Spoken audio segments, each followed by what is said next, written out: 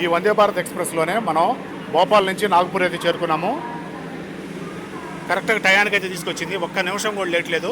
Destination centre ఇదే కాబట్టి ఈ స్టేషన్లోనే ఆగింది. మళ్ళీ ఇక్కడ నుంచి మళ్ళీ రిటర్న్ అవుద్ది. ఇక్కడ బ్రిడ్జి చూడొచ్చు.